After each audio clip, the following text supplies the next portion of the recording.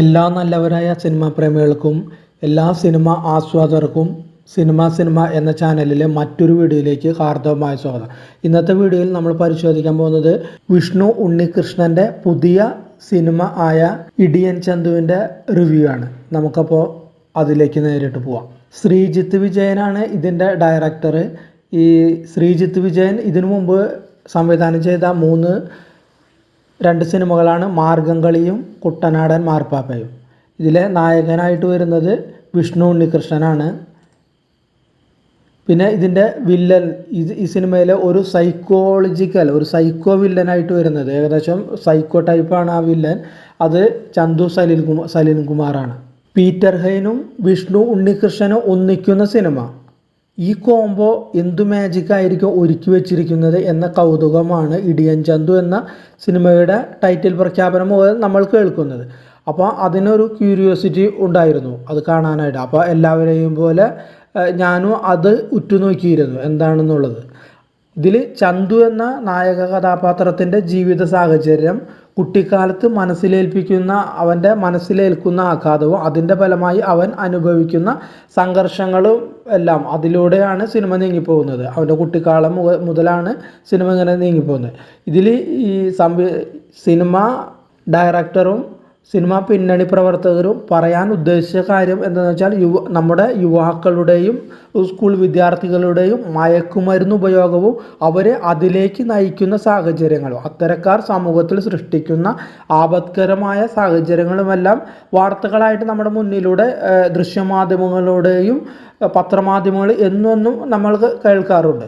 അപ്പോൾ മയക്കുമരുന്നിന് അടിമകളാവുന്ന യുവതലമുറയെക്കുറിച്ച് ധാരാളം സിനിമകൾ നമ്മൾ കണ്ടിട്ടുണ്ടാവും. സ്കൂളുകളിലേക്ക് ലഹരി മരുന്ന് മാഫിയ എങ്ങനെ കടന്നു കയറാൻ ശ്രമിക്കുന്നുവെന്നും അതിനെ വിദ്യാർത്ഥികൾ തന്നെ എങ്ങനെ നേരിടുന്നുവെന്നും ഇതിൽ ചെറുതായിട്ട് പറഞ്ഞു പോകുന്നുണ്ട് ഇവർ. നഗരം വിട്ട് നാട്ടിൻപുറങ്ങളിലേക്ക് സ്കൂളുകൾ വഴി ലഹരി കുട്ടികളിലേക്ക് എങ്ങനെ പടർന്നേക്കാമെന്നും ഈ ചിത്രം നമ്മളോട് ചെറുതായിട്ട് വരച്ച് കാണിക്കുക. സമൂഹത്തിൽ ലഹരി മാഫിയയുടെ ഇടപെടലിനെ കുറിച്ച് നേരിട്ട് പറയാതെ ചന്തു എന്ന് പറയുന്ന ഇതിലെ നായക കഥാപാത്രത്തിലൂടെ അയാൾക്ക് ഏത് സാഹചര്യത്തിലാണ് ലഹരി മാഫിയയുമായി ഏറ്റുമുട്ടേണ്ടി വരുന്നു എന്നതിലൂടെ ഈ ചിത്രം പുരോഗമിച്ചുകൊണ്ടിരിക്കുന്നു. ഇതിലെ കഥ ഇങ്ങനെയാണ്. അതായത് ചന്തു എന്ന് പറയുന്ന ഒരു കഥ അവൻ്റെ ബാല്യകാലം കാണുന്നു. അപ്പോൾ അവൻ്റെ അച്ഛൻ ഒരു ഇടിയൻ പോലീസാണ് അവൻ്റെ അച്ഛൻ. അങ്ങനെ അമ്മയെ എല്ലാം അവൻ്റെ അച്ഛൻ മർദ്ദിക്കുന്നതായി കുട്ടിക്കാലത്തെ തന്നെ അവൻ കാണുന്നു. അപ്പോൾ അവൻ്റെ മനസ്സിലേക്ക് ആ ക്രൂരതകൾ ഏറ്റുവാങ്ങുന്നുണ്ട്. അവനപ്പോൾ അച്ഛനോട് വെറുപ്പാണ്. അങ്ങനെ ഒരു സുപ്രഭാതത്തിൽ ഇവർ യാത്ര ചെയ്യുന്ന സമയത്ത് അച്ഛനെ കൊട്ടേഷൻ ടീമുകാർ വെട്ടിക്കൊല്ലുകയും ആ ജോലി ഇവൻ്റെ അമ്മയ്ക്ക് അമ്മ എന്ന് പറയുന്നത് ലെന എന്ന നടിക്ക് കൊടുക്കാനായിട്ട് പോകുകയും ചെയ്യുമ്പോൾ ലെന പറയുന്നു എനിക്ക് വേണ്ട, മകന് കൊടുത്താൽ മതി എന്ന് പറയുന്നു. അങ്ങനെ ഇവന് ജോലി കൊടുക്കാൻ തയ്യാറാവുന്നു പോലീസുകാർ. പക്ഷേ ഇവൻ +2 പാസ്സായിട്ടില്ല. അങ്ങനെ ഇവൻ്റെ ആ പ്രകൃതം ഉള്ളതുകൊണ്ട് മിക്ക സ്കൂളിൽ നിന്ന് ഇവനെ ടി സി പറഞ്ഞയച്ചു പോകുന്നു. അങ്ങനെയാണ് ഇവൻ കോതമംഗലത്തുള്ള ഒരു സ്പോർട്സ് സ്കൂളിൽ ചേരാനായിട്ട് പോകുന്നത്. അപ്പോൾ അവിടെ അമ്മ അവനോട് പറയുന്നുണ്ട് നല്ല കുട്ടിയായി ജീവിക്കും. അങ്ങനെ അവൻ നല്ല കുട്ടിയായി അവിടെ പഠിക്കുമ്പോൾ അവിടുത്തെ ജീവിത സാഹചര്യങ്ങളുമായി അവന് ചില പ്രയാസങ്ങളെല്ലാം ഉണ്ടാകുന്നു. അങ്ങനെയാണ് മയക്കുമരുന്ന് മാഫിയയുമായിട്ട് അവന് കൊമ്പ് കോർക്കേണ്ടതായി വരുന്നത്. ഇതാണ് ഇതിൻ്റെ ഒരു കഥാതന്തു. ഇതിലെ സിനിമയുടെ ഏറ്റവും മികവായി അനുഭവപ്പെടുന്നത് അഭിനേതാക്കളുടെ പ്രകടനമാണ്. ഓരോ കഥാപാത്രങ്ങളും അവർക്ക് കിട്ടിയ റോളുകൾ നല്ലതായിട്ട് അഭിനയിച്ചിട്ടുണ്ട്. അതായത് വിഷ്ണു ഉണ്ണികൃഷ്ണൻ മുതൽ ചന്തുവിൻ്റെ അമ്മ ആയിട്ടുള്ള ലെന, അമ്മാവൻ കഥാപാത്രമായ നമ്മളെ സീരിയലിലൊക്കെ കാണുന്ന ബിജു സോപാനം, സ്കൂൾ പ്രിൻസിപ്പളായി എത്തുന്ന ഒരു വൈദികനും കൂടിയാണ് അദ്ദേഹം ലാലു അലക്സ്.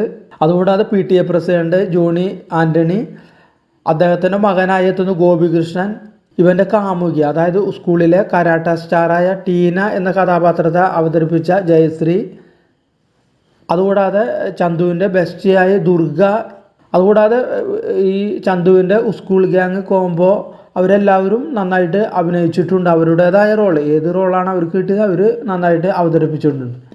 പ്രത്യേകമായിട്ട് നമ്മൾ നോക്കേണ്ടത് പല റേഞ്ചിലുള്ള വൈദിക കഥാപാത്രങ്ങൾ മലയാള സിനിമയിൽ നമ്മൾ കണ്ടിട്ടുണ്ടെങ്കിലും അതിലേക്കെല്ലാം ചേർത്ത് വയ്ക്കാവുന്ന പ്രകടനമാണ് ലാലു ലക്സിൻ്റെ ഒരു പ്രിൻസിപ്പളായിട്ടുള്ള ഒരു പ്രകടനം.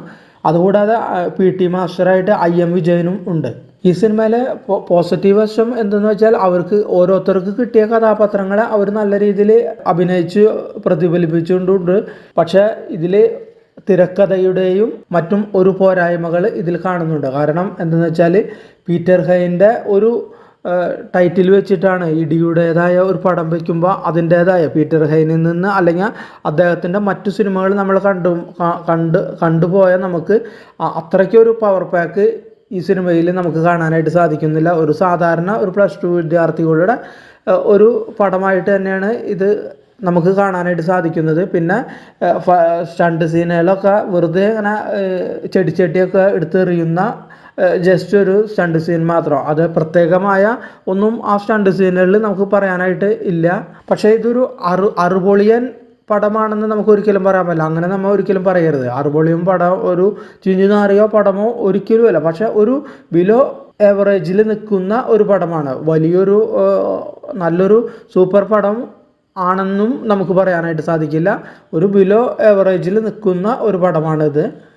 കുറച്ച് തീമുകൾ എല്ലാം, കുറച്ച് മെസ്സേജുകളെല്ലാം ഇവർ സമൂഹത്തിന് കൊടുക്കാൻ ശ്രമിക്കുന്നുണ്ടെങ്കിൽ കൂടിയും അവിടെ ഇവിടേക്ക് തിരക്കഥയുടെ ഒരു മുഴച്ചു നിൽക്കുന്നതായിട്ട് നമുക്ക് കാണാനായിട്ട് സാധിക്കും.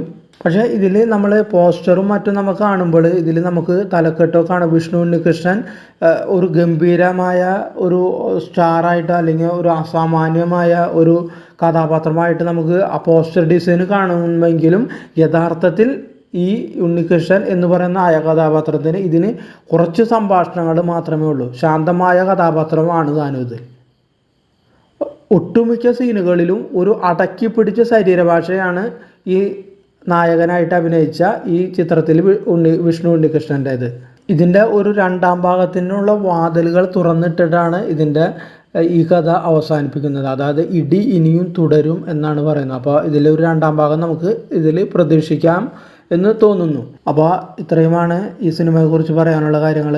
വീഡിയോ കണ്ട എല്ലാവർക്കും നന്ദി, നമസ്കാരം.